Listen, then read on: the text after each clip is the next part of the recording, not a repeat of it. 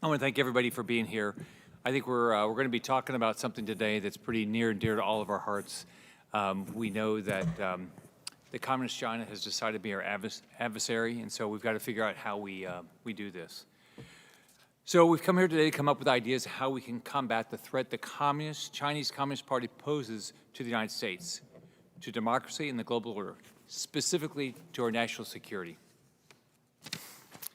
and defense, to international commerce and finance, and to, as many of us know, unfortunately some of us know very personally, human rights. For the past 3 years I've been in the U.S. Senate, I've been warning my colleagues that Communist China has chosen, they've chosen to be our enemy, and that we have entered into a new Cold War with Beijing. I think it's past time for us to realize that Communist China does not want to join the community of nations so much as it wants to rule over the global community. We need to see that Secretary General Xi is trying to reshape the global order into the image he wants, one where Communist China is the dominating superpower. He believes in a sum-zero game, where everyone else must lose for him and Communist China to come out on top. We can see that in his quest for territorial expansion, the creation of hypersonic weapons, his willingness to engage in cyber attacks on foreign countries, including us, and his practice of sending spies to our country to steal sensitive research and trade secrets.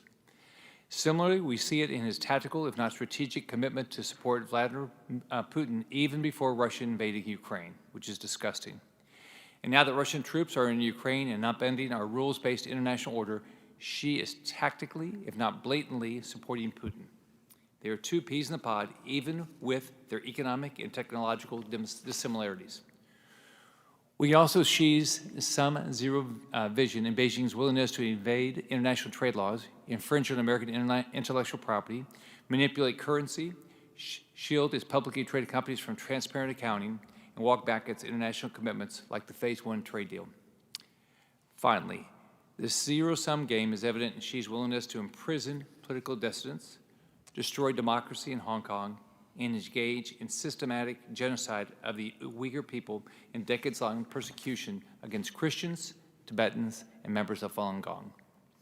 The list of Communist China's abuses and crimes is long as the Great Wall. And while we're only going to be able here to scratch the surface of the regime's wrongdoing, I think we're in for a very productive conversation. We're here because of your valuable knowledge and experience within these three major areas where we can see Beijing's adversarial nature most clearly. When there's such a clear and present danger to our nation's security, our economy, and to liberty and human rights, we all have to work together. Everyone here comes from a different background. We have different experiences, but we're all here because we agree that we have to start standing up to Communist China. When enemies stand before us, we need a team. Everyone has to do their part, and we're all doing our part. If we all do our part, we'll be able to withstand their attacks. So I hope today that we're able to come up with some real suggestions of what we can be doing to protect American families and the global order from abuses coming out of Beijing and help the people of Communist China. On my end, I've been proud to work with many of my colleagues to introduce and work on multiple pieces of legislation to confront Communist China. In the area of trade and finance, I've introduced the IMF Accountability Act to prevent the International Monetary Fund from allocating special drawing rights or providing increased lending to Communist China and other adversaries. It's hard to believe we do this. We give them money. I've also worked with Senator Cotton to introduce the China Trade Relations Act to strip Communist China of its permanent and normal trade relations status. I've worked with Senator Kennedy to pass the Holding Foreign Companies Accountability Act to hold Chinese firms accountable for their lack of transparency in accounting while listed on our stock markets. Regarding human rights, for the previous 2 years, I led the charge against the International Olympic Committee to move the 2022 Olympics out of Beijing into a country that actually respects human rights, because they clearly don't. Of course, I'm also very proud to work with Senator Rubio to get the Uyghur Forced Labor Prevention Act across the finish line to ensure that Americans and American companies are not financing the disgusting genocide in the Uyghur homeland. In our national security, I've introduced the American Security Drone Act to keep Chinese-made drones out of federal agencies. I've also introduced 2 bills on Taiwan, the Taiwan Invasion Prevention Act, which would end our policy of strategic ambiguity towards Taiwan, and a bill to end all financial transactions with Communist China if they invade Taiwan. Beijing needs to understand that Congress is serious about the threat it poses.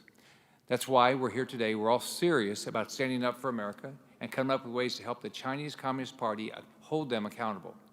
For a few ground rules, we're going to start by going around the table. We'll start with Ambassador Curie, and we'll conclude with Jacob Helberg. If you'll please just introduce yourself and give an idea what you've been doing, what you'd like to speak about. Then we'll kick it off with, I'll kick it off with some questions, but we'll just open it up so everybody can talk. So, Ambassador Curie. Thank you, Senator Scott. It's an honor to be here with you today and with so many colleagues who I've worked with over the years on so many of these issues. And listening to you go through the list of things, the actions that have been taken recently to push back on China's malign influence here in the United States and around the world, it is very heartening to me as someone who's worked on human rights for nearly 3 decades here in Washington and has seen China at the center of nearly every human rights problem that I've worked on around the world or connected to it in some way. And to see that we're finally waking up to the true nature of the threat that the Chinese Communist Party poses to the United States and to human rights and democracy around the world is something that I've waited for and worked for a really long time. But I think we all know that the first step to solving a problem is admitting that you have a problem, and I think we finally admitted that we have a problem, and we're starting to take some of the hard and painful but necessary steps to actually solve that problem. I've worked, as I said, mostly on human rights for the past few years, and including in the previous administration, where I was very fortunate to serve as part of the team that worked on the Uyghur genocide determination and helped to push that across the finish line before we left office. And I was very proud of the work that we did. In particular, I worked very closely with Nazak on things at the Commerce Department on the entities list and the number of companies that we put on the entities list and the withhold release orders that we had, the Customs and Border Protection agencies putting in place to keep Uyghur forced labor products out of our supply chain. But the work that Congress has done on this has been absolutely essential. The Uyghur Forced Labor Prevention Act, passed last year and signed by the President, is a landmark piece of legislation. It should not have taken as long as it did to pass. We all know why it took so long, and that was appalling, especially once the Biden administration came in and determined and agreed with the determination that genocide and crimes against humanity were taking place in Xinjiang against the Uyghurs and other Turkic ethnic and religious minorities. That they continue to block that legislation is appalling, but it shows that we're not there yet, that even as with all the progress that we've made in recognizing the threat, we still have a long way to go.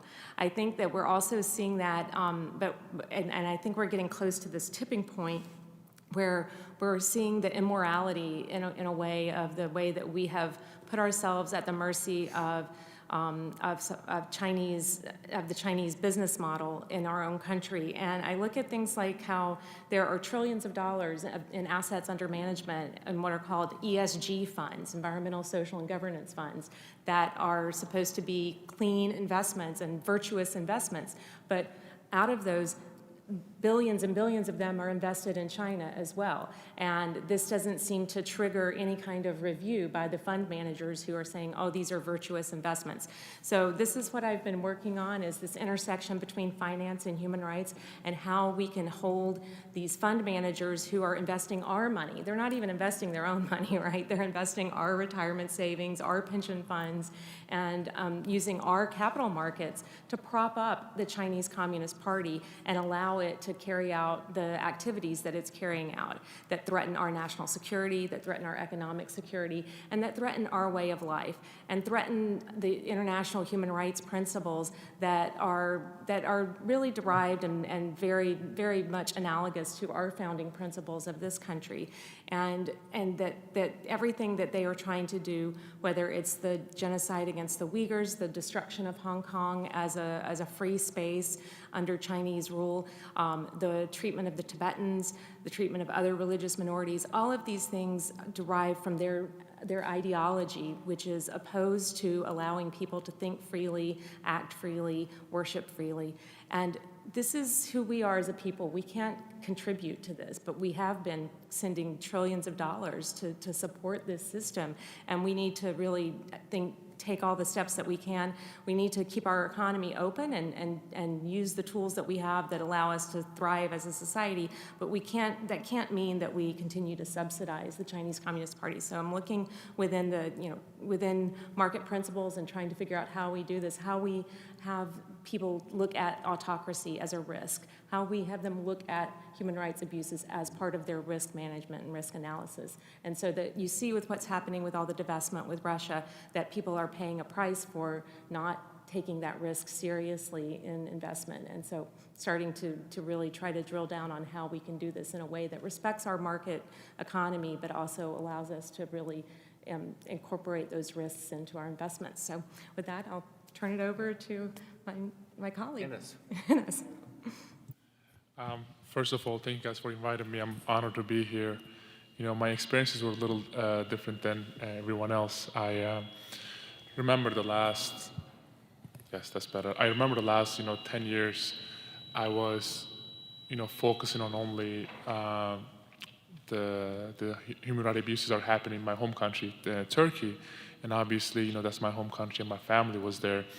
But then this past, summer, I started to, just study about what's happening over there in China, and the more I read and the more I learned and educated myself, I was very frustrated and ashamed with myself. And I was like, I cannot believe the last 10 years I was only focusing on one dictatorship, and it was Turkey. So I promised myself, I'm like, whatever it takes, I'm just gonna go out there and do whatever I can to just bring awareness about what's going on.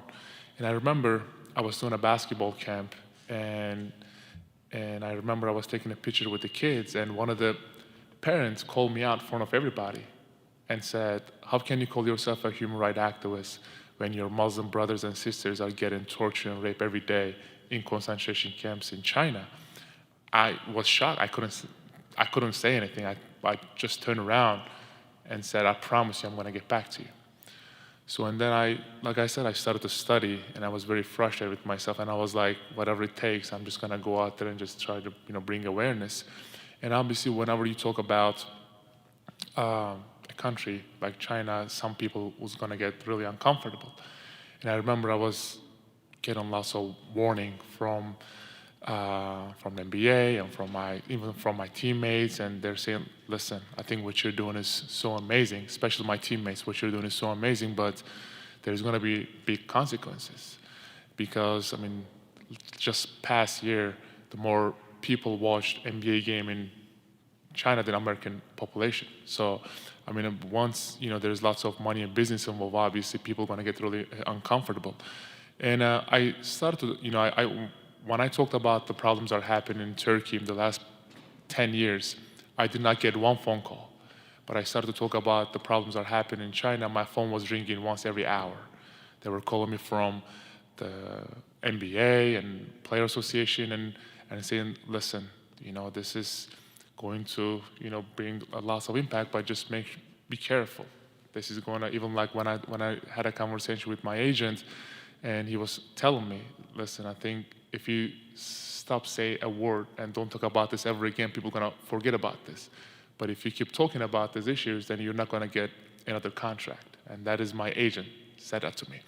I was like, I told him this is bigger than basketball, this is bigger than NBA, and this is bigger than myself. And people over there are, getting tortured and raped every day. How can you guys want me to stay silent? And what frustrated me was, the people in NBA, my teammates, the coaches, and everyone, they were talking about all kind of problems that are happening in America and all over the world. Well, when it comes to China, obviously just because of there's so much money and business involved, they were remaining silent. I remember 2 years ago when Houston Rockets GM actually tweet something about Hong Kong. It was the NBA was just very alarmed, and actually Celtics, not many people know this, but made me media unavailable for 2 weeks, just because they didn't want me to say anything, and they knew I could care less. I was just gonna go out there and say something. But I think one thing we need to do is just go out there and try to bring as many awareness we can, and also I hope that my goal is that the more of my colleagues, not just athletes, but celebrities, actors, singers, or rappers, or whoever, to join me and call out all this, human rights abuse happening in China. It's going to happen, I believe it, but it's going to just happen slowly. So I'm just hoping that it's going to happen sooner, I hope. So. It's going to happen. Each one of us is going to be the reason. As each person finishes going to happen. I mean, you can see if we just... For sure. Thank you, and thank you, Senator, and thank you, Ambassador, and thank you, Enes, and my colleagues around this table. My name is Samuel Chu. I'm the president of the Campaign for Hong Kong. My story is also a little bit different than yours, Enes. On July 30th, 2020, I fell asleep watching the reruns of Law and Order, and the next morning, I woke up a wanted fugitive. The Hong Kong authorities had issued an arrest warrant for me, along with 5 others who dared to promote democracy and human rights for the city of Hong Kong. The charges were inciting secession and, quote unquote, colluding with foreign powers. I think this is what they're referring to. They're newly minted crimes under the national security law imposed just a month earlier by the Chinese Communist Party. Both of those crimes are punishable by up to life in prison. It doesn't matter that I've been an American citizen for 25 years. I've apparently violated Article 38 of the law, and this is what it says, that this national security law shall apply to offenses under this law committed against the Hong Kong Special Administrative Region from outside the region by a person who is not a permanent resident of the region. In other words, that draconian law aimed to crush dissent and the freedom of expressions applies to everybody outside of Hong Kong, and no one is beyond its reach. So your next retweet, like what happened to General Manager Daryl Moore, could earn you a prison sentence. Senator, your next vote and your next interview on television could bring sanctions. In fact, just sitting around this table with me today probably makes you a wanted fugitive. You're welcome, by the way. Transnational regression is not an abstract idea. It has real life and human consequences and costs. And it takes away and threatens the collective freedom that all of us enjoy here as Americans. I can no longer travel to Hong Kong. I miss the food, honestly, or any countries that has an active extradition treaties with Hong Kong or China without risking extraditions or arrests. In fact, right now, Hong Kong is finalizing its extradition treaty with Russia. I can't speak to my elderly parents, my families, my friends and loved ones in Hong Kong without subjecting them potentially to investigation and harassment by the police. I think Enes' story is a prime example. For standing up for Uyghurs and the people of Tibet, he was left without a team. All 30. And you can't tell me that the Lakers or the Nets can't use someone who just averaged a double-double last season, who I consider one of the best offensive rebounders in the league history. But here he is.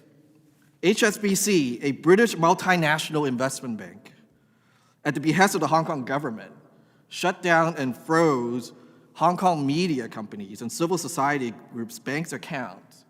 And then they begin to place restrictions on bank accounts of American citizens at HSBC branches located in the US.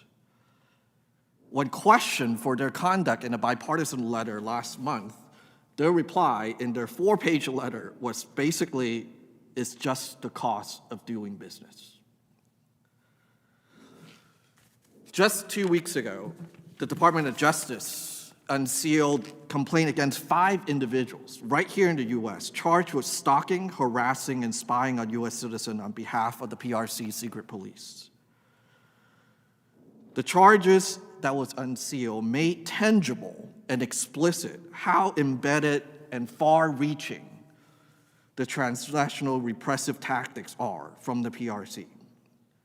From outright physical violence against US citizens to burning anti-CCP artwork and sculpture displayed in public, to manufacturing a scandal to interfere in a federal congressional election campaign, to bribing IRS officials for alleged dirt on dissidents who are US citizens. I might have been the first US citizen and foreign citizen to be wanted under the NSL, the National Security Law, but I certainly would not be the last. And here is the reality, that a threat to human rights in the Uyghur homeland, in Tibet, in Hong Kong, and in anywhere in mainland is a threat to freedom and human rights here in the US. A threat to human rights in Hong Kong is a threat to human rights everywhere. I look forward to the conversation with all of you.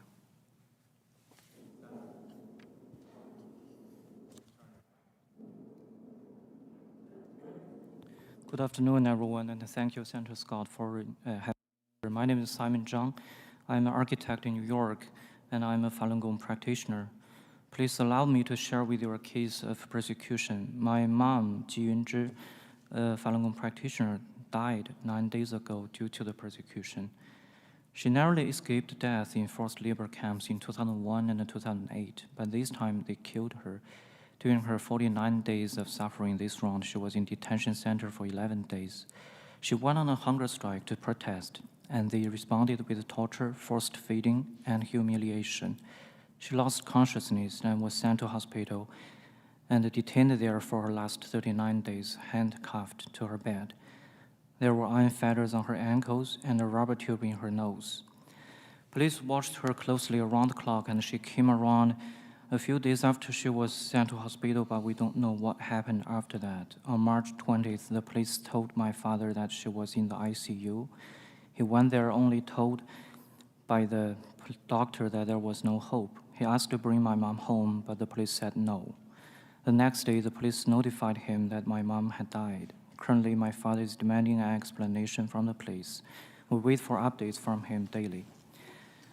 My mother is just one of the confirmed deaths of 4,697 Falun Gong practitioners during the ongoing persecution. She was one of the millions of practitioners sent to forced labor camps or who've been tortured and abused. What's worse is that the Communist regime has been harvesting practitioners' organs during the persecution. Falun Gong, also known as Falun Dafa, is a spiritual practice with meditative exercises and teachings of truthfulness, compassion, and tolerance.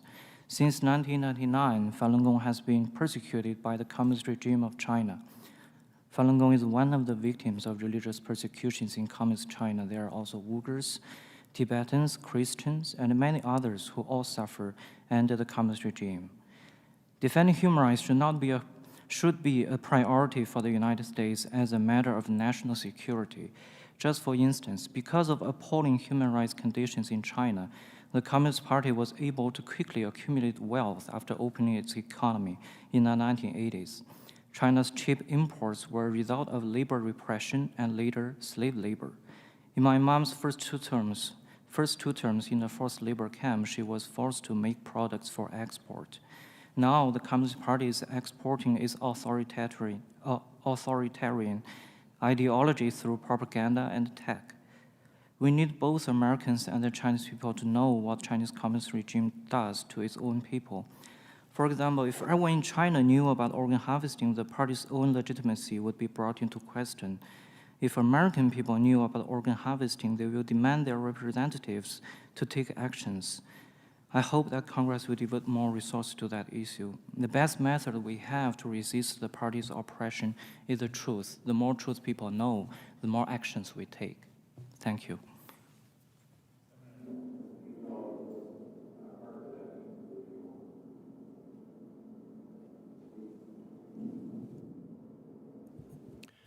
Thank you, Senator Scott. Yes, Simon, very, very sorry for your very near loss. When ask questions about China, in some ways it's hard to be brief because China is unlike any challenge the United States has ever faced in its current form. We struggle with trying to identify who and what the threat are because they hide behind things in our culture that we hold sacred. They hide behind ethnicity when the Communist Party of China is not in fact an ethnicity.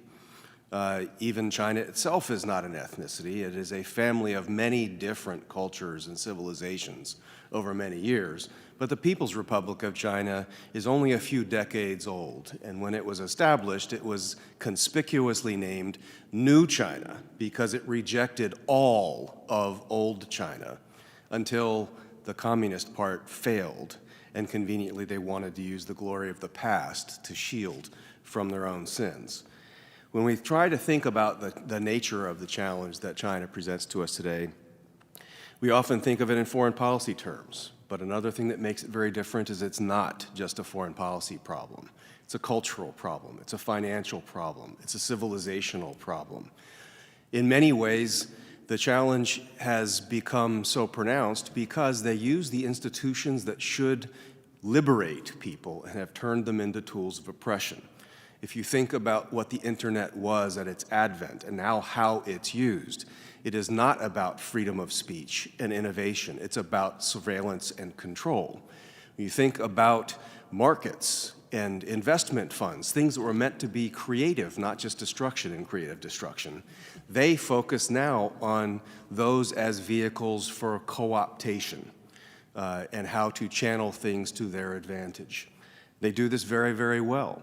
You just think of the experiences that we've had in recent times. There are two that I'll highlight to try to be brief. You look at the lessons that should be taken, I think, from the Russia-Ukraine situation, where we had a nation that gave up the world's most dangerous weapons in exchange for an internationally reinforced promise for sovereignty, territorial integrity. What happens when those commitments are not honored? Well, it makes it so that those that want to stand for their own freedom against a nearby aggressor don't have the confidence to make those commitments to play by the rules, and instead they stand vulnerable. The most conspicuous thing for an East Asian ally in looking at the situation in Ukraine is how NATO didn't really come up with deterrence until after the Ukrainian people were being bombed. And so the failure of deterrence in Europe will have consequences in Asia, and we have to think about what does that mean about how to treat the People's Republic of China. If you're the island of Taiwan, and you look at that, conspicuously NATO and the United States said, we'll stand behind this proverbial splatter curtain, and we're going to stand firm for all NATO allies. And we say we stand with the Ukrainian people, but Ukraine is not a NATO ally. And so did we provide the defense articles we should have to allow them to have independent defense capability? If you are Taiwan and you are not treated by most around the world as even being a country, and certainly not part of a formal alliance, you have even less to rely upon by way of commitments for your own livelihoods. Key difference, though, is the world will notice much more the loss of a Taiwan than they would a loss of Ukraine. Even though the Ukrainian people are beautiful and they're standing up and they don't deserve what is happening to them, they don't control a massive proportion of the semiconductors and other chips that make smart life go in our modern world.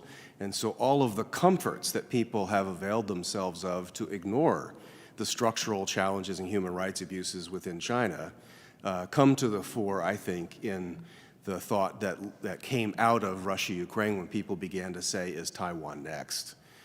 Deterrence in East Asia is a very different calculus. I think in the Q&A we'll have some time to address it. But I would just emphasize the importance of these institutions and the lesson of Hong Kong as a primer for how the CCP does this to its own people, to the Hong Kong people, how it will try to do it to the Taiwan people, and how they do it here in the United States. If you look at what happened with rule of law in Hong Kong, you end up with what were world-class courts now being used to imprison indefinitely our friend Jimmy Lai, who was the founder of the freest media outlet in the Chinese language world. And you look at, as I mentioned, tools of surveillance as opposed to liberation and freedom. The law enforcement in Hong Kong had a pristine reputation by international standards before the handover, and now has become an instrument of complete political control in this regard. And so it's the degradation of institutions where the CCP is very good at getting people to do this to themselves in their own countries. And so when we see athletes, stars, leaders in our own system speak softly, that is the first early warning of the worm working within the soil within. And I think when we at the America First Policy Institute are looking at this challenge, while we want to support those who struggle for freedom abroad, we also must focus on what do we do first in America to make sure that we are insulated against this erosion of these key institutions. Because an America who protects these institutions will have better options for helping others who are struggling against these challenges in their own geographies. When I think of the takeaways of the Ukraine experience, look at dependency, supply chains. Look at independent military and self-defense capability. And if we as Americans don't want to play 911 for the rest of the world, shouldn't we allow our allies and partners to have greater capabilities to defend themselves? And wouldn't independently capable allies and partners be much more complicating for Beijing when it thinks about how to move, to revise boundaries and undermine norms in the region? As I said, this is a topic that's probably too big for us to have a brief conversation, so I'll try to end it here, sir, but I thank you very much for convening the conversation. It has been conspicuous in recent years, while many of us believe that the People's Republic of China under the Communist Party leadership demonstrates a different kind of threat and the most significant national security challenge to the United States, there are so few hearings on this subject that will dive into this. So this conversation is a lifesaver, and we thank you for holding it. Thanks. I have a number of affiliations. I should emphasize that I'm speaking for myself, not for them, not because they are pro-China and they don't want to talk, but because I'm going to get into specifics that they don't want to be associated with. I work on economics. My concerns now, as the senator has asked for, are supply chains and outbound investment. Supply chains, Steve just mentioned, is a practical concern. I'll give you probably the most important illustration. Drugs end up on our shelves, and we know that some of our drugs come from overseas, including from China. And we back up to active pharmaceutical ingredients, and we split up who supplies active pharmaceutical ingredients to the United States. But that isn't the end of the chain. The chain is fine chemical precursors. That industry is dominated by the Chinese. The Indian suppliers to the U.S. of active pharmaceutical ingredients are reliant on China. And so when you stop at a stage in a supply chain, you don't understand the extent of the reliance you may have on another country. And I think everybody here, but certainly the senator knows really well, there would be an outcry if drugs started disappearing from American shelves. And that is a risk that we face if we don't do something about the full supply chain.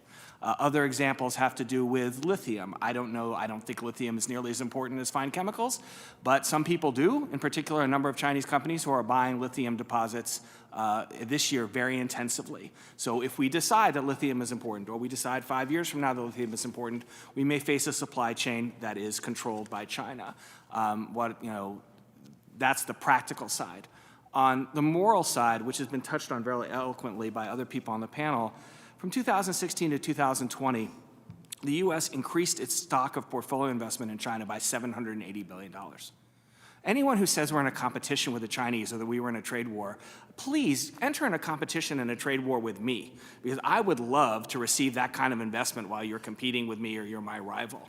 Our financial firms voted with their feet. And they voted to say we're not in any sort of competition with China because we gave them an additional $780 billion in 4 years. That's a moral issue to me. It's obviously a practical issue as well, but the number one issue is moral. We should not be supporting this kind of government with American money to anything like that volume, and preferably with nothing at all. I want to illustrate these points by using a live issue on the Hill, which is whether we should support American production of semiconductors in the United States. And I'm not going to talk about the fundamental issue, which is whether taxpayer money should go to semiconductors. I'm going to talk about, well, if taxpayer money goes to semiconductors, how are we keeping this from helping China? When you make a chip in the US, where do you get the inputs for the chip from? When you are done with a chip and you send it out for assembly, testing, and packaging, that part of the supply chain is dominated by the Chinese. Are we going to give money to American firms to make chips here, and then the chips get sent to China? That's not what I want taxpayer money used for. Similarly on outbound investment, if you're receiving subsidies to produce in the United States, are you going to simultaneously increase your investment to produce in China? Also should not be allowed. So, there's a big debate here, and I'm only addressing part of it. But it would be good if chip subsidies and other actions, such as supporting research in the United States, which I think is a good idea, are restricted so that they don't end up benefiting China. That's step one in our contest. Don't benefit the Chinese with our own actions. We're doing that with outbound investment. We have been. We may do it with the CHIPS Act if proper restrictions aren't there. Step two, I would say, is we need to identify a set of supply chains that we think is important. The Congress needs to do that so that it's binding. Nothing against the Biden administration, but an executive order lapses when you leave. It needs to be part of American law. So the Congress needs to identify a set of supply chains and say China cannot participate at all. Not it can't participate at the end, the visible part that we see. It cannot participate at all. And it cannot be done through incentives. It has to be done through a ban. Because any subsidy we pass here on the Hill, Senator Scott would probably vote against it, but if we passed it anyway, the Chinese would out-subsidize us. They're better at subsidies, they're faster. We can't do it that way. So, there are problems with outbound investment and supply chains. My solutions are, if you want to cooperate with the federal government, you don't get to freely invest in China. And then going a step beyond that, we need to identify what is most important to us in terms of supply chains and ban China's participation entirely. All right, thank you. It's an honor to be here today among heroes and good friends, Ambassador Curie, Commissioner Scissors. My name is Nazak Nikakhtar. As Derek Scissors just said, I'm also representing my own views, but I want to kind of put all of this, at least my testimony, into context. I came here when I was 6.5 years old as an immigrant from Iran. I witnessed the revolution in Iran. I witnessed when freedom, what we had as freedom, was ripped away from under us. My mom took longer to come home from work because she had to take side streets because the guards, the Revolutionary Guards, were stopping cars with women and taking them to the side and raping them. When I came to America, there was 1994, I believe, it was the Iran-US soccer match. My father asked me who I wanted to win. And then he told me, you always root for America because America gave you your education, your home, and your freedom.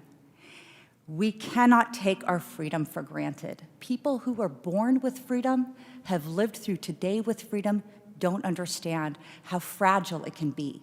We cannot take our freedom for granted. Okay, by background, I'm a trade and national security lawyer as well as an economist. I'm also a former law professor.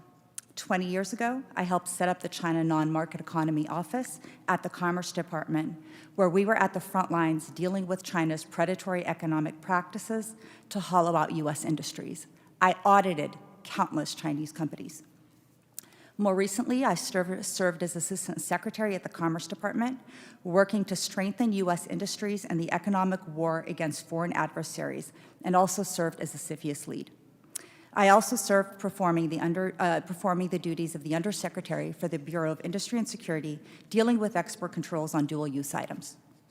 It is from all of these vantage points that I can tell you, from 20 years on the front lines of this economic battle, that we are losing and we need to do much more. Fundamentally, we are fighting defensively rather than both offensively and defensively. Defensively, we're fighting a losing battle because we cannot keep up with the myriad ways in which the CCP is encroaching into our economy in predatory ways. And our laws are not comprehensive enough to address these challenges. Cybersecurity is a perfect example. Chinese overcapacity is a perfect example. We've had steel, we've had aluminum. Semiconductors is the next frontier. Preform, that's the input into optical fiber cables, the infrastructure of telecom, the infrastructure for 5G. China is running overcapacity there to wipe out competitors. If you control the optical fiber cables, you control telecommunications. We have lack of regulations on outbound investments. When I was in the government, our economic analysis showed that in the US, we invest over $2.3 trillion in Chinese and Hong Kong domiciled companies. Almost $49 billion were invested in the Commerce Department entity list companies, the blacklist of companies. State-owned enterprises, over $152 billion invested in those. Artificial intelligence companies, companies that are geared towards enforcing or monitoring oppressive practices in Xinjiang and throughout China, over $221 billion in those companies.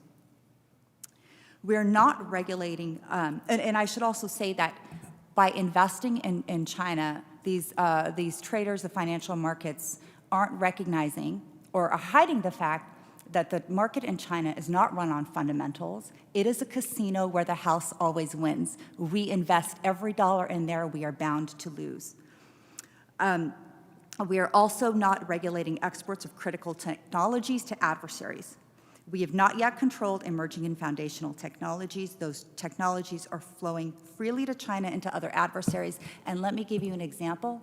By not controlling emerging and foundational technologies, our emerging technologies controls have the same exact control as this table. Our most critical emerging technologies. That needs to change. Now, our laws are riddled with loopholes. We have inadequate enforcement that we need to correct. The Uyghur Forced Labor Prevention Act is a perfect example. Everybody needs to be on the lookout of how this is enforced, and it needs to be aggressively enforced. One of the ways you can quickly do this, when we were in the government, we created lists, entity lists, of companies that were involved in forced labor. The Uyghur Forced Labor Prevention Act provides legal authority to sanction those companies.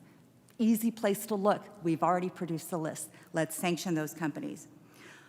US companies are going to do what's legal. Tech transfer financial investments. It's incumbent on the US government to impose red lines that companies cannot cross and enforce those. Ultimately, the strategy we need to pursue must be three-pronged. Identify the tools that we have now to fight back against the hollowing out of our industries and use them effectively, not sparingly. Identify where new tools are needed and make sure that we are implementing them, and rebuild the industries that we need.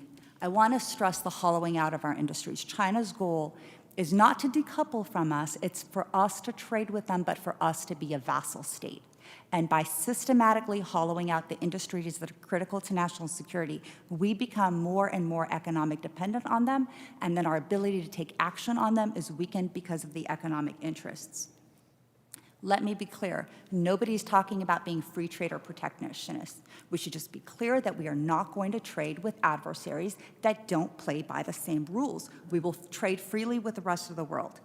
But the last thing I wanted to stress is that we need to do this, and I really appreciate the discussion that we're having today because time is not on our side. So I appreciate your interest, Senator, in moving these priorities to the forefront because we need to do more and we need to do more quickly. Thank you. I too echo my thanks for hosting the conversation so publicly in the roundtable, and to the ambassador and to everybody, all of my colleagues here, Simon especially.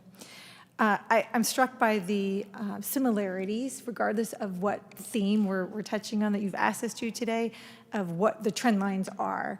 20 years of declining trends that Nazak talked about. I see the same thing in our conventional forces deterrence, our military capabilities, putting aside nuclear for the moment. Hollowing out is a term I use all of the time. That's frankly happening in pockets, again, of our conventional military posture, forces, presence, capability, just across the spectrum. And it's happening relative to trend lines that are moving all in the other direction regarding Beijing.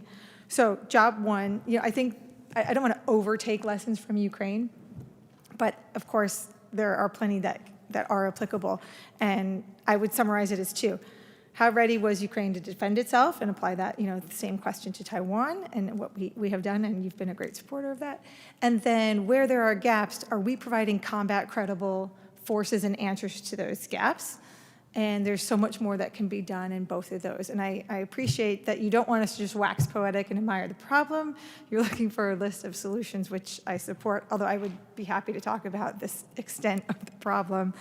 The erosion of our conventional deterrence in the Asia-Pacific region, it's not Mackenzie's opinion. These are our senior military commanders in the region saying that that's the #1 challenge confronting the U.S. military.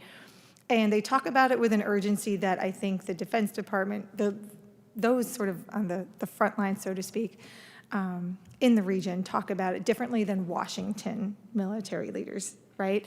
And so we call it the Davidson window, the 6-year window, you know, that senior leaders believe that we are inside, we're now a year and a half essentially inside that window where we expect Beijing to take action, forcible action against Taiwan. And in Washington, if you just even look at the president's budget that dropped just yesterday, it's as if, to borrow from Macbeth, tomorrow and tomorrow and tomorrow, we have nothing but time to solve these problems. The solutions are always in the future. Research and development it's important to maintaining an advantage, but until it's fielded and in the hands of, that capability is in the hands of a warfighter, it's not helpful to the here and the now. And what else is in that same budget request? We give away the here and the now. We're going to build 9 ships, but retire 24 out of the United States Navy. The Navy has a record 124 ships forward around the globe. One ship can only be in one place at one time. So when you give that ship away permanently, now you lose the ability to be in that one place at that one time. I was struck by the People's Liberation Army Navy. From 2005 to 2021, they built 132, or added to their fleet, 132 new ships. We added just 5. Now, we didn't build 5, but relative to our number of retirements, compared to what we're building, that's the trend line that we're on, just in one pocket. And of course, their Army, their Navy, their Coast Guard, their maritime militia, and their sub-strategic rocket force are all larger than ours, and in some cases more capable. Quantity matters.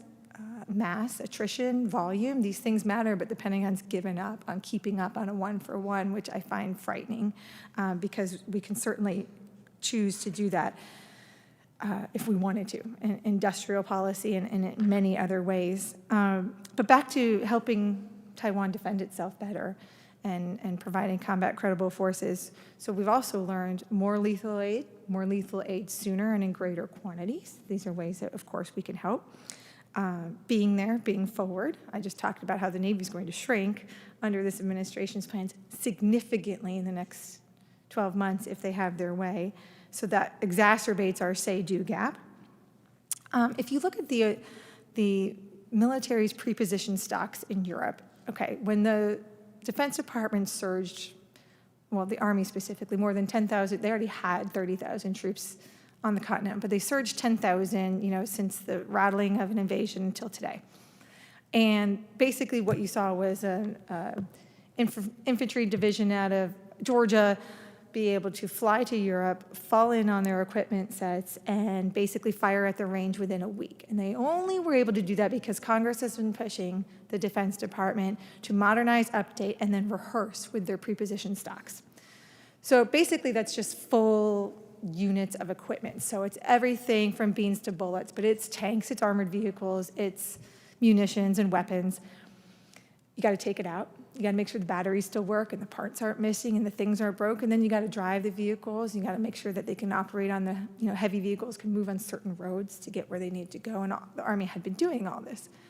Well, those kinds of similar activities across the services have to happen in Asia.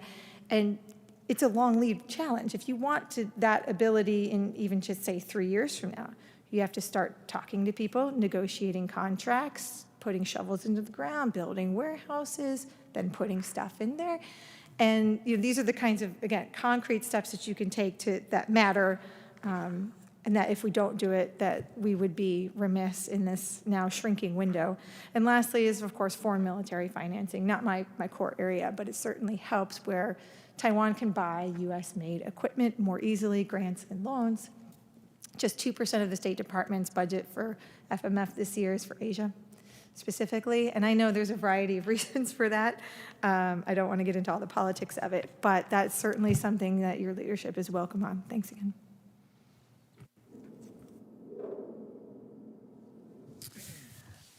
Thank you, Senator Scott, for the opportunity to be here today and for convening this important discussion. My name is Jacob Helberg. I'm a senior advisor at the Stanford University Center on Geopolitics and Technology and an adjunct fellow at CSIS. More relevant to this conversation, I'm the grandson of 2 Holocaust survivors that were among the fortunate few at Auschwitz, still alive in time to be liberated by the Allied forces and saved from extermination. I always believed their story and those of the forces that fought to liberate them were real-life examples of what makes America exceptional. A place where 2 teenage Polish immigrants that don't speak the language can live, toil, and dream and slowly spring back a joyful life from the ashes of genocide. I once asked them how they survived the unspeakable horrors of mass extermination and dehumanization without succumbing to an implacable, permanent sense of rage. They were too grateful to be bitter, they said. They were grateful to the nation that took them in when no one else wanted them and gave them a second chance at life, and they were too hopeful that the world would learn, never again. I share my grandparents' unshakable gratitude to the nation that gave us refuge and extraordinary opportunities, but I'm disheartened that the world has not learned. The toxic mix of the Chinese Communist Party's genocidal practices against Uyghurs and its pursuit of global political and economic dominance risks clawing the world back into the very darkness my grandparents escaped 77 years ago. Technology is the foundation of China's authoritarian systems. Much has been written about China's technological efforts, ranging from e-payments to new mobility, social scoring, artificial intelligence, and computer networking. Mr. Senator, most of these efforts converge over a single high-level objective: to de-anonymize the internet and empower the Chinese Communist Party with the capacity to see all things in all places at all time. The power of all-encompassing omnipresence that China is building is a capability past authoritarians could only dream of. The CCP is actively working to export this capability abroad and over time envelop other countries behind the Great Firewall. China is using 21st century technologies to recreate 20th century style spheres of influence. The Chinese Communist Party is in a Cold War with the American-led order, and I'm encouraged to see American policymakers are beginning to accept this reality as a basis for policy planning. Our country has never faced an adversary as formidable as the Chinese Communist Party. The magnitude of the threat cannot be understated. America cannot afford the luxury of time and passivity. Policymakers should urgently consider taking historic steps to course correct past miscalculations and defend the American way of life we all want for our children in the decades ahead. In that vein, I'd like to offer a few steps the Congress can take, which I'd be happy to discuss in greater detail in the Q&A. First, Congress should recalibrate America's trade relationship with its foremost geopolitical adversary. Congress can jumpstart this effort in 4 steps. Restrict outbound capital flows to China by legislating a framework analogous to an outbound CFIUS framework. Second, end China's most favored nation status under American law. Third, protect Americans from foreign espionage by legislating a framework to suspend Chinese software applications in the United States, such as TikTok. Several executive orders passed by the last administration and the current one offer a detailed list of risk criteria, which can be used to be transposed into law as the basis for such a new framework. Fourth, deter U.S. companies from investing in China by increasing scrutiny over China-related Foreign Corrupt Practices Act violations. The Congress and various committees can subpoena companies, the internal communications of companies, to investigate potential violations of that nature.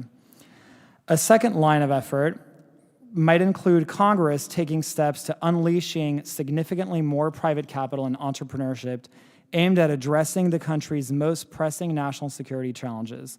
Congress can do this by establishing a new DoD venture and procurement fund that allows the Department of Defense to procure and leverage new cutting-edge technologies independent of continuing resolutions, or CRs, that stifle the department's ability to enlist new technologies for years at a time. As Mackenzie said time is of the essence. Third, and lastly, Congress can help reinvigorate the credibility of allied deterrence in the Atlantic and the Pacific theaters by decentralizing deterrence capabilities across key nodes of America's alliance networks. In the near term, this might entail helping key allies in frontline democracies with A, substantially increased conventional lethal aid, as my previous colleagues alluded to, and second, unconventional forms of aid, such as technical training to equip them with more asymmetric capabilities, such as advanced cyber and hacking capabilities. Thank you very much, and I look forward to the Q&A. Well, thanks, everybody. If there we go. You know, if everybody in the country would talk about what you guys talk about, I mean, it would completely change overnight. They would see the human rights violations, understand that China really is trying to control us, then we'd all change. So, Simon, Samuel, and Enes, why don't we start by why is Communist China, why is the party threatened by Christians, Uyghurs, Tibetans, Falun Gong practitioners, and other religious minorities? If you guys would just talk about that first, and we'd all weigh in. Thanks. My personal understanding is that basically all religions are teaching you to think independently. You have to build your own system judging what is good, what is bad. And people are mingled together, are interacting with each other, exchanging thoughts in religions. So it forms community. These are things that the communist regime does not want at all. They want you to follow whatever they say, even if day one they say things differently from day two. And they want you to follow exactly what they want you to do. But if you build your own judgment system, you are not going to follow them naturally. So they feel threatened. That is the reason, I think, why the communist regime persecute religions like Falun Gong or Christians or Buddhists. In China, at least from 70 years ago, yes, from 1950s, they built committees in the government guiding Christians or Buddhists to swear to the party's flag or the five-star flag, saying that whatever you believe, there is a higher power, which is the Communist Party. So it sounds ridiculous, but it's happening everywhere in China. Like Christians, if you see Christian churches are pushed down, it's because they think the God or the Jesus Christ is higher than communist regime, than their church is down. And there are millions of Chinese Falun Gong practitioners that think truthfulness, compassion, forbearance should be the judgment standard of of the everyday life, of their daily life, then they become a target. Samuel, would anything, or Enes? I'll just add, I think, to the point that I think Steve made a point earlier about the use of different kind of institutions and tools. Religion, I think, for the Communist Party is an important part of the apparatus for control. I think that and I think what is happening now in Hong Kong is similar to what I think Simon just described. Just recently, I was speaking to a priest, a Catholic priest, who was sharing with me the stories of how that they have now begun to invite, quote unquote, Catholic priests in Hong Kong to go up to the mainland for meetings. I think that is a sign of the fact that they see religion as being a key part of the way that they maintain control. And that instead of just, I think, using it as a way of allowing the party to maintain their people's allegiance down to the very grassroots level. I think that's part of what I think is driving beyond, I think, what Simon has described about the danger of ideology, of the idea of people having something, allegiance and loyalty and beliefs beyond the Communist Party.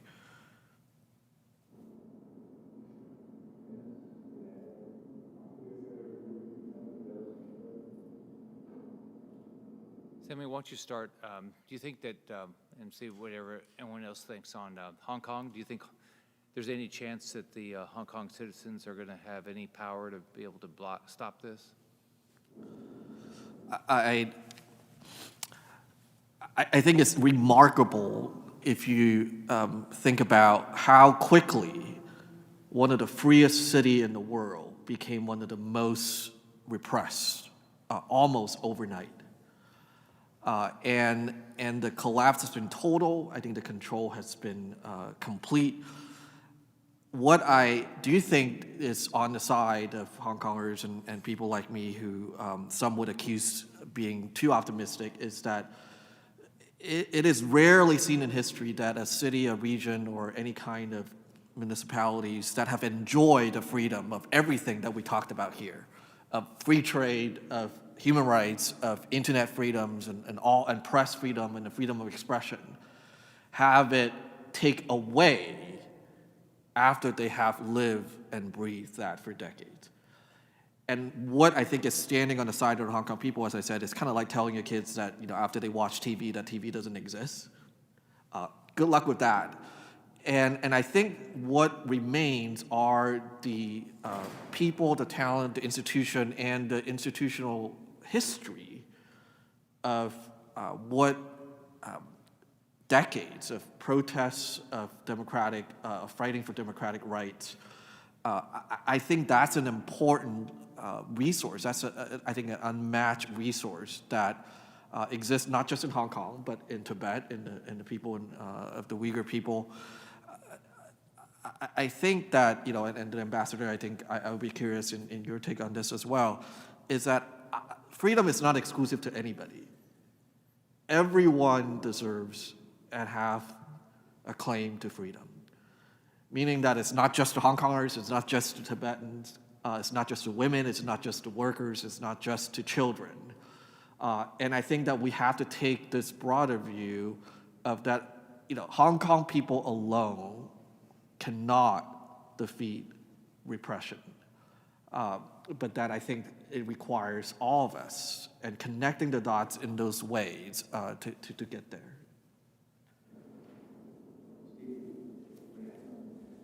I think there are some words that Samuel had hit on that are absolutely bullseye on this. One is the objective they have is control.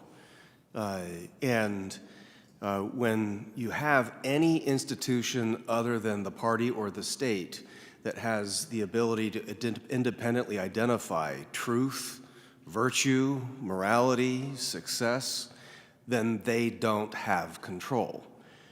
And so we've lived through elements of this in the last couple of years where we've had people tell us what the truth is about a virus, and it turns out not to be true. But we were not allowed to question it. That is what the CCP does. It is what has done in Hong Kong. But if you have a religious faith and you have an independent channel to find meaning in your life, to define truth and morality, to be able to question the actions of yourself or others by means other than what the state tells you, by definition, they have lost control. And so from the Cultural Revolution forward, the Communist Party of China has had only two means for staying in power. One was the juice of economic activity, and the other was absolute willingness to use power to impose its control. And that is, I think, why we see the human rights abuses most uniquely in China now. And I actually want to put an added spin on control over our corporations, our corporations have become mouthpieces for the CCP. That's because they're so economically dependent on revenues there.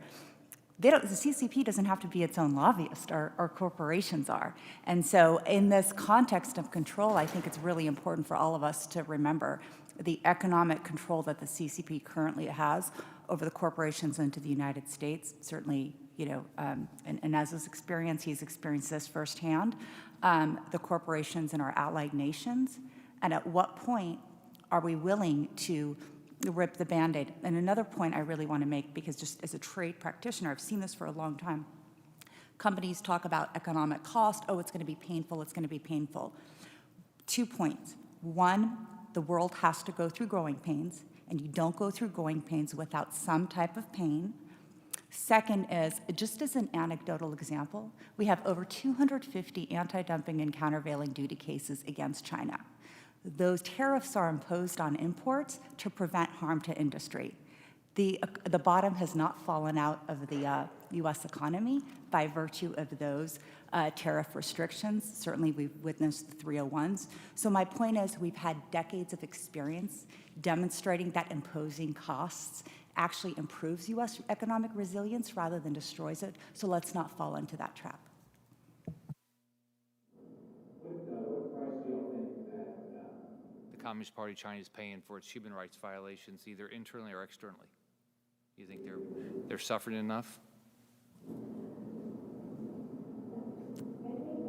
No country can escape the damage that they do to their people through repression like this. The long tail of it has not yet been seen, and I think that, if you see what happens to trust in this society. China has become a very low trust society. It has become a very, a place where you don't trust strangers, you don't help strangers. You see every once in a while videos coming out of China of people walking past on the sidewalk, someone who's been run over by a cart or things that just appalling things happen, and people lose their sense of humanity because of the system that they're subjected to. And this does have consequences for a society. It can't not. I think we've all seen also in our own society the consequences of discrimination, of racism, of how it harms and damages a society. That is true in China as well. The Chinese Communist Party has enforced a legal regime and regulatory regime that is deeply discriminatory and deeply racist, and dehumanizes the ethnic minorities in the country that are not the non-Han, ethnic minorities. And this will have costs for the soul of the country. It's rotting it out from within. But are they paying an economic cost? Not really, not sufficiently, certainly. I think that we are moving in that direction. You're starting to see questions, especially since the Russian invasion of Ukraine, about what's it going to take for us to start to really see China in the same light that investment in Russia, investment in China what's it going to take? I think the Uyghur Forced Labor Prevention Act that Nazak mentioned and that I mentioned also is going to be a really important case study, as she said. What cost are we willing to pay to get forced labor out of our solar supply chain, for instance, and out of other supply chains in this country? And it's documented fact. We know that forced labor is taking place in these areas. We know which industries have the biggest problems, solar being at the base level. It's in the polysilicon. You cannot get away from it. And what are we going to do about it now? We know. We can't say we don't know. That was an excuse at one point, but it's no longer one. So I think that we are going to have to we're going to have to pay for ignoring this. We're going to have to pay a cost for ignoring these abuses ourselves for the past 20, 30 years. But those costs will come due at some point. One point that I'd like to add is on the previous topic, the CCP's behavior over the last few years shows it has no tolerance for any alternative sources of power domestically, and those patterns of behavior have increasingly been reflected in their interactions with countries abroad. We remember in the early days of the pandemic, members of the CCP lashing out at European parliamentarians simply because of a report on Chinese disinformation in the early days of the pandemic, and which triggered in China sanctions against several EU parliamentarians. On the topic of costs, all roads lead back to our financial entanglement in China. And at the end of the day, if we address that, it's half the battle. China has been working tirelessly to decouple themselves from us. And so I think we have a lot to worry about if no one wants a race to the bottom, but at the end of the day, if we don't work to decouple ourselves from them, we could find ourselves sitting in this room in a few years talking about how we're not coupled, it's simply a one-way dependency where they're decoupled from us while we're still reliant on them. And the last point that I would add is, obviously, millions of people across this country have experienced shell-shocked during the financial crash, and which was an incredibly traumatic experience. There is a very large, under-discussed challenge at work with respect to the hundreds of billions of dollars of American assets that have been locked up in China over the last 2 decades, which could potentially be at risk if the political relationship between the US and China got significantly rockier. The way that the potential impact that this could have on American retirement accounts, on pension funds, on so many parts of the American economy that rely on the assumption that those assets are liquid and will be able to someday be repatriated back to the US. If China decides to cut off Apple from its supply chains, we have a $2 to $3 trillion market cap company in which millions of Americans are invested directly and indirectly that could potentially be held at gunpoint, which could have significant macroeconomic impacts on the economy as a whole. And that's just one company. That's before you get to the $1 billion, $500 million, $3 billion funds that have invested money in different parts of the American financial system in China. Let's move to we've all seen what's happened in Russia, right? American companies have decided, many, not to do business there. American consumers have decided not to buy their products. So Steve, why don't we talk about what do you envision what we should be doing before Communist China invades Taiwan, and how we're going to make sure we can do the same sanctions and American companies will be able to walk away just like they're doing in Russia? Well, thank you. I think the first thing that we would need to do is to have a very open and mature conversation between the United States and our friends in Taiwan.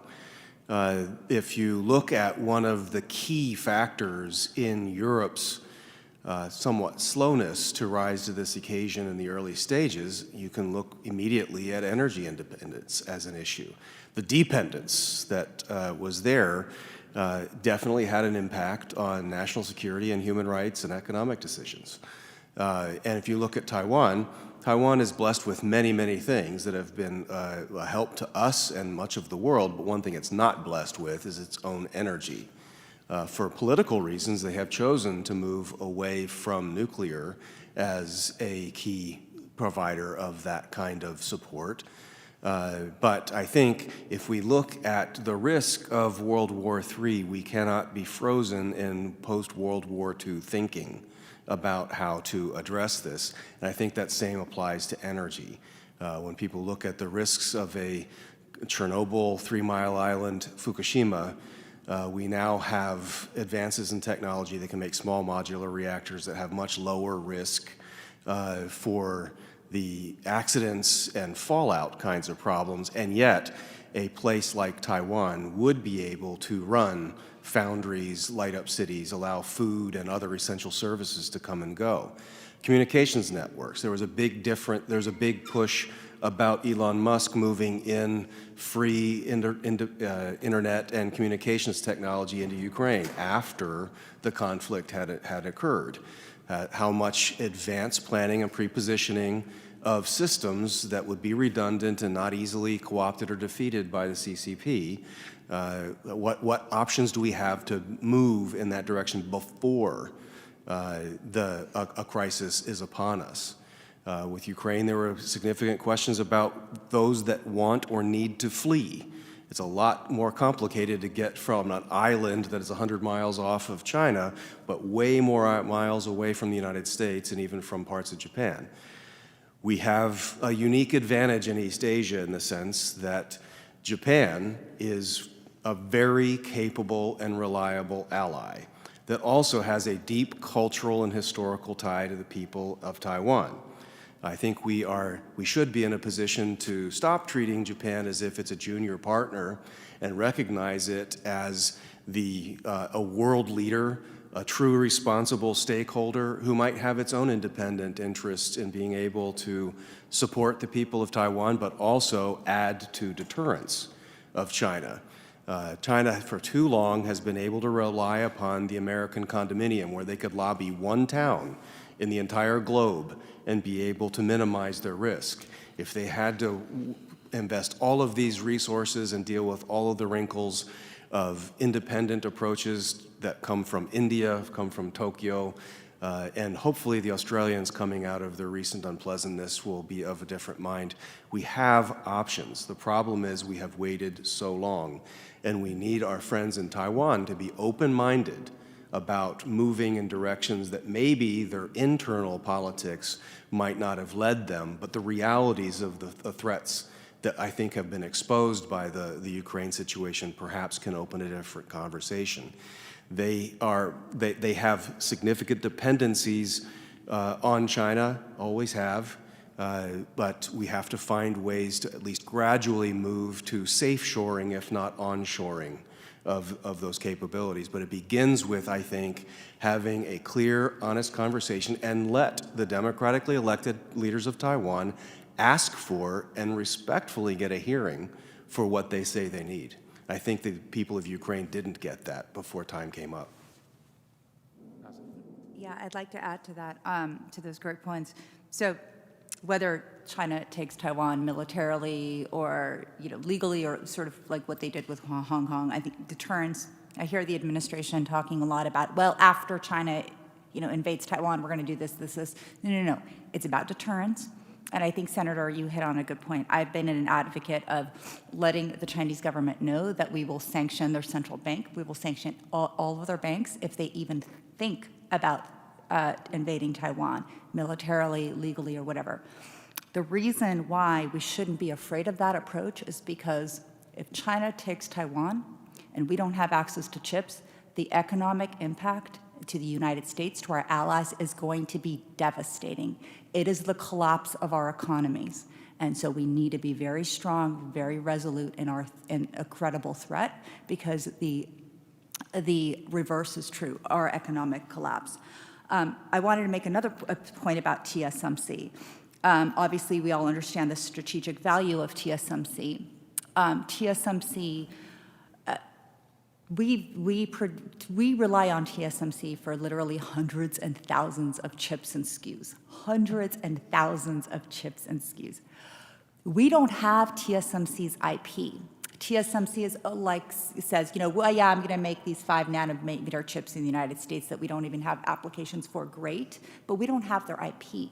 So if something happens to Taiwan, we're in a terrible situation in the United States, because China makes a whole bunch of chips, Taiwan makes the most, but we don't really make very many to protect our industries and international security. So I would suggest that folks think about, if we actually do want to put our money where our mouth is to defend Taiwan, Taiwan needs to step up and provide its IP to us, either a licensing basis or whatever, but because if Taiwan goes and we can't defend it, we lose as well because of the lack of IP. Finally, there's a lot, while I'm a huge supporter of rebuilding semiconductor capacity, near shore, onshore, whatever, I think we really need to be realistic about the time horizons. Again, hundreds of SKUs and hundreds and thousands of SKUs over at Taiwan. Realistically, this is going to take decades, trillions of dollars to onshore, nearshore, et cetera. So the focus really needs to be on what are the chips that we need for defense capabilities, what our upstream supply chains are, what do we need for our defense sector. Because if we can't supply chips for our defense sectors to defend Taiwan, to defend our allies, to defend our own nation, all hope is lost. And so the near-term defense needs, longer-term economic needs.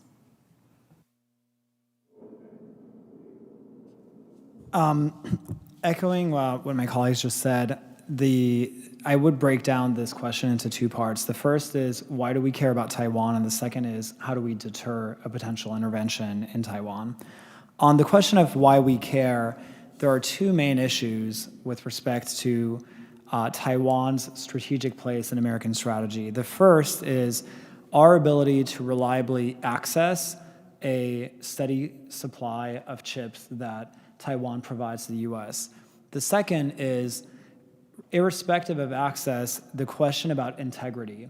If China invades Taiwan and is able to control critical parts of the semiconductor supply chains, we won't have any ability to ensure that the integrity is being protected and that those chips don't all have backdoors for the CCP at the hardware level into our information networks.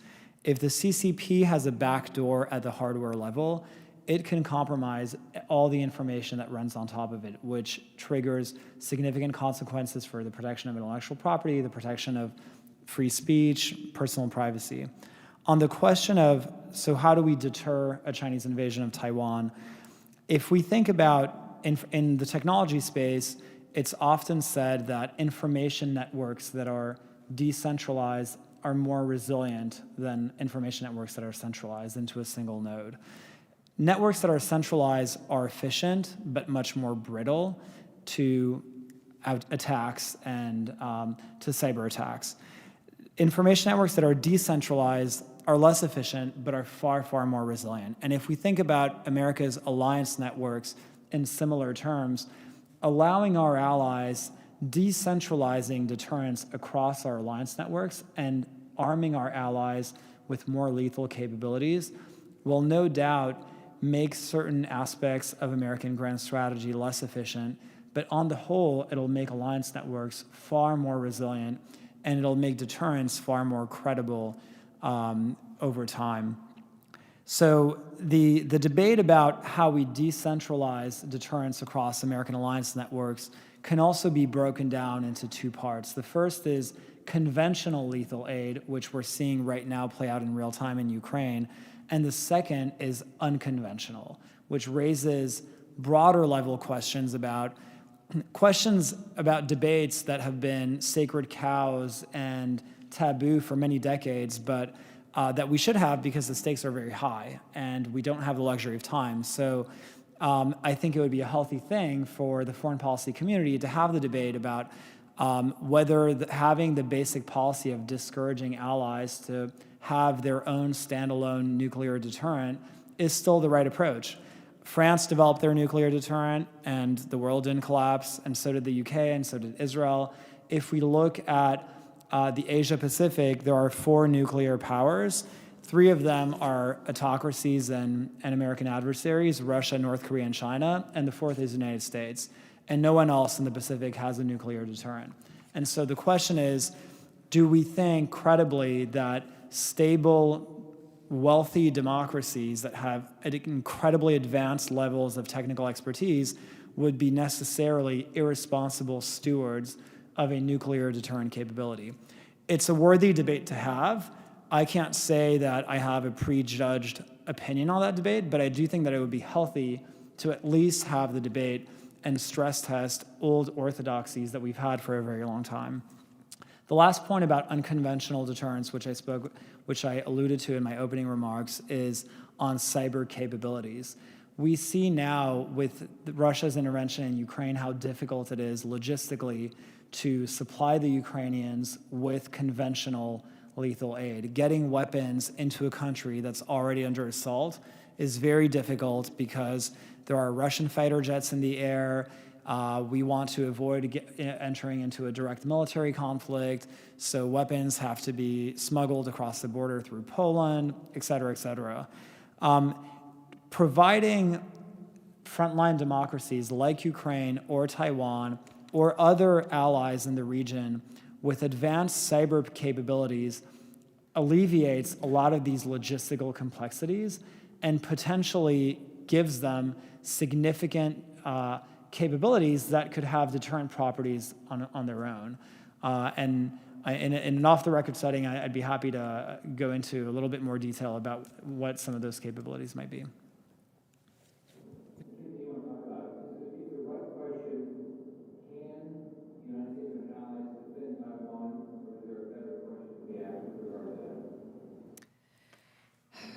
So if you believe in deterrence by denial, you don't want to get to that stage, right? You don't want to actively have to then go defend the island. But I want to think about all of the phases and stages, but I want to be credible in convincing Beijing that it just wouldn't be worth the effort. And you do that through dozens of different ways, conventionally through nuclear policy and nuclear modernization, and then all of the other components and facets I think that we've talked about today.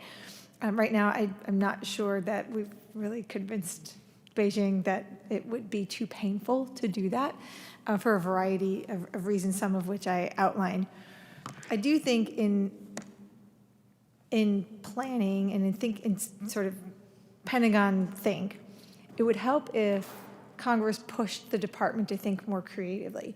So this promise of these future technologies, will come to bear at the moment when, potentially Beijing moves militarily. The war plans are essentially giant missile exchanges and salvos, and it's really uncomfortable, sacred cow, to talk about, well, what happens after the giant munitions exchange?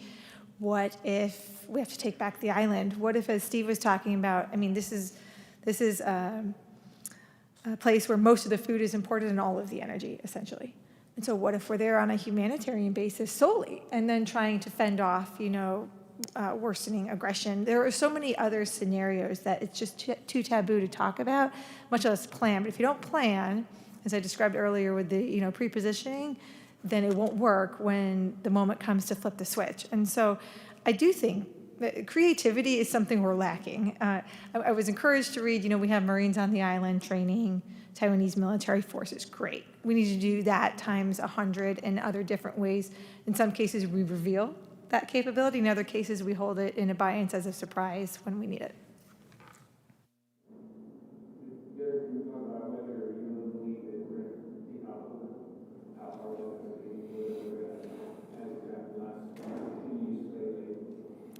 Oh, I think eventually we're going to decouple. The question is, well, all right, there's a race.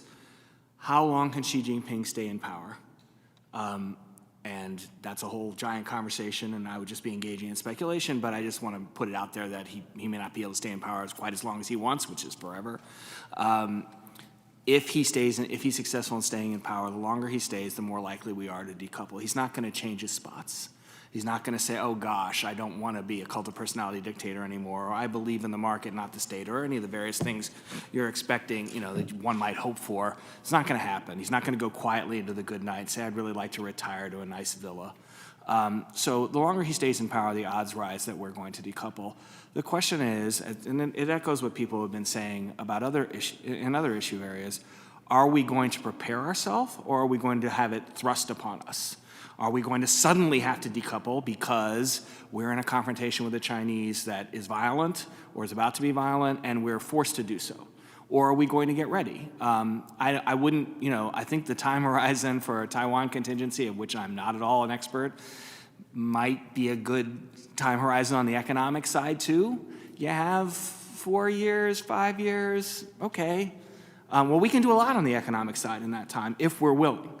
We could start, as I said, by not helping them anymore. That's not a sanction. It's not a cost. It's just we stop helping China and its various economic weaknesses. If we do that, maybe people will say, oh, gosh, that wasn't that bad, and we can move forward on other issues. But I think, in the happy world, I say this all the time, makes people uncomfortable, Xi Jinping just drops dead. We wouldn't have to necessarily decouple. We'd have to see what the new leadership is. If he's in charge for 10 years, we will be decoupling over those 10 years. And the question is it under our control, or is it forced on us? I do want to add one point, though. The one item that keeps me up at night is that for our defensive capabilities, we need chips and we need critical minerals. And without those, we have a one-strike capability, which then takes us to a nuclear scenario very, very quickly. So as we're looking at the time horizon, as Derek said, in terms of engaging in self-help, I think China's calculus is it's going to move on Taiwan sooner, certainly before the next administration. That means we don't have much time to solve our critical mineral vulnerabilities, at least very minimum, our chips for defense, because we need those in order to have more than one strike capability.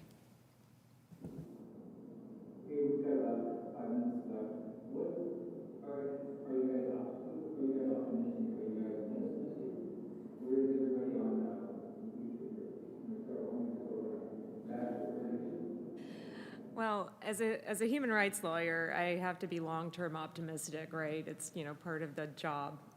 Short-term, I think it is going to be painful across the board, but I am encouraged that we are having these conversations, that these are becoming the norm, that we are talking about these things. So I do think that we are at least, awake and alive to the challenge, whereas 5 years ago, that certainly wasn't the case. So I've seen the sea change there, and I've also, as Europe is coming out of their fog on this, we will have better partners going forward, and we'll have more opportunities to work with the kinds of partners that we need to reshore, to onshore, to have free trade among free nations, which should be the goal for us. Yeah, I am very optimistic. I remember first time I started to talk about these issues, and even my teammates in the locker room were scared to, say a word, or scared to come and talk to me. And then the more I talk about it, and the more we speak in the locker room, and I remember like a few months later, my teammates started to ask a lot of questions. And unfortunately, they were telling me that, we love you, we support you, we just cannot do it out loud because we have so many sneaker deals and we want to get another contract, and, we have family to feed and stuff. But even them, started asking me questions was a hope for me. And I mean, this year, I think what WTA did was just unbelievable. I want to mention that because I think every organizations and associations should take an example of what they have done, And I am hopeful. I think NBA and many other organizations, is going to get there one day, but it's just going to take some time, and it's just going to take some, people to come out like you guys and to educate them.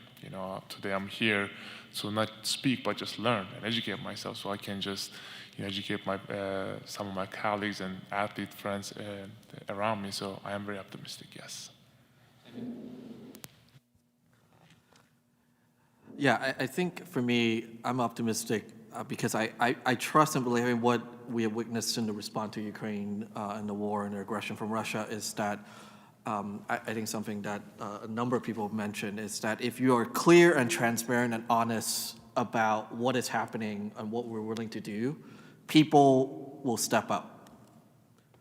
And I think part of it is being able to tell the body politic and Americans, everyday Americans, ordinary Americans, what is happening, and watch them step up and say that we can make these changes and we can sacrifice, our own benefit and safety and risk for the greater good.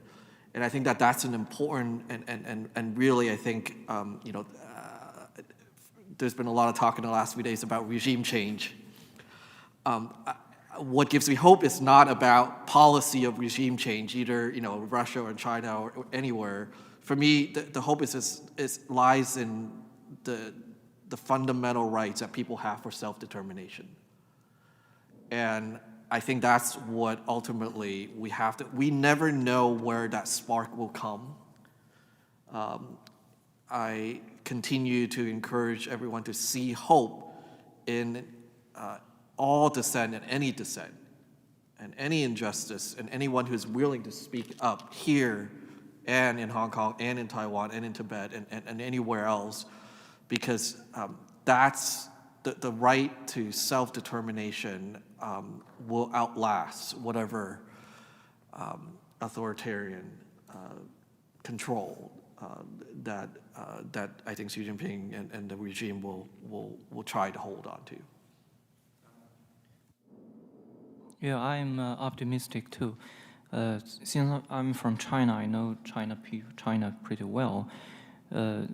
So in the grassroots level, Chinese people are changing. So they are no longer like 20 years ago or 30 years ago, where the communist regime can easily change or force them to do something. They partially because the world is being together and the globalization of information changed them, and partially because something like this book, The 9 Commentaries on the Communist Party, it inspired over 300 million Chinese people to renounce the communist regime, the Communist Party, and its affiliations. So before the mainstream media or the officials notice, Chinese people are starting to change. And something happening like in Hong Kong is a good example reminding people China Communist Party is not trustful at all. They promised 50 years of no change, and in 20 years they want you to change totally. So Chinese people are changing. And outside of China, Western world that used to give money to Chinese regime, they are changing. Like conversation like today, it was not happening like 10 years ago. And in Australia, in Japan, those governments and Congress and people are changing too. So the future, I am optimistic. Thank you. Dismal science. I'm not optimistic. I wish I could be optimistic. We have a number of industries in this country, as has been referred to, that are very closely tied to CCP decisions, whether they like it or not. The tech industry has long been one.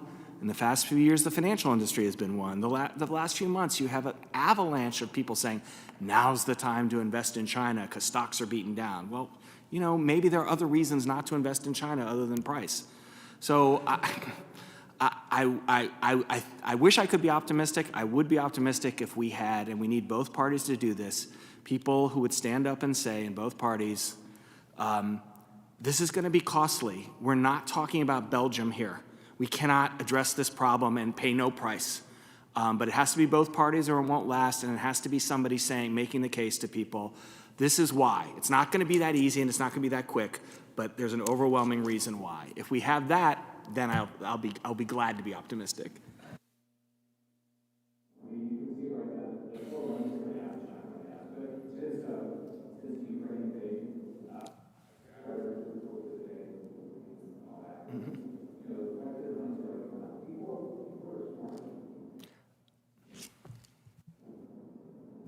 Well, that gives me hope.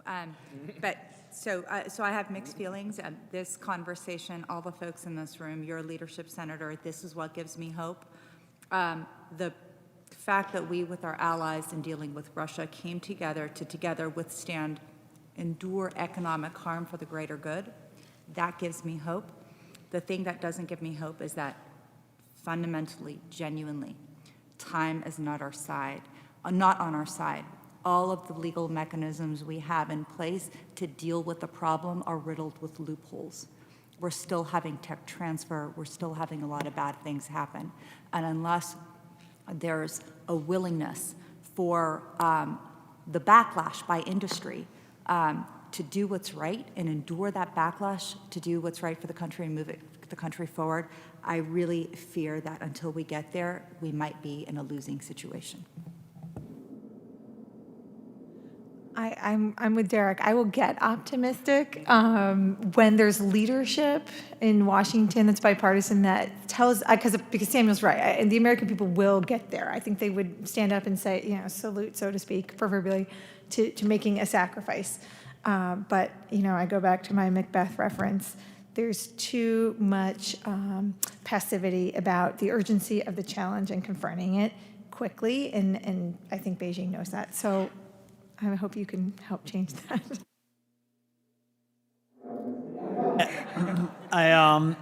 Your reference went through you, right? Absolutely. So I share the grave concerns that a lot of people here have expressed, and I think that, as I mentioned earlier, I agree with everyone here that China poses a threat and is an adversary, the likes of which our country has never seen before, in terms of its size, in terms of the comprehensiveness of its power and its global ambitions. With that being said, and to end on a slightly more optimistic note, I am optimistic about the fact that I think that this contest is more than just who has the biggest population. It's fundamentally also about ideals, and you're kind of seeing a microcosm of that play out in Ukraine, where Ukraine is obviously a third of the size of Russia. And it's about the fact that on the one hand, you have a country here that's a democracy that stands for ideas that are fundamentally universal human aspirations.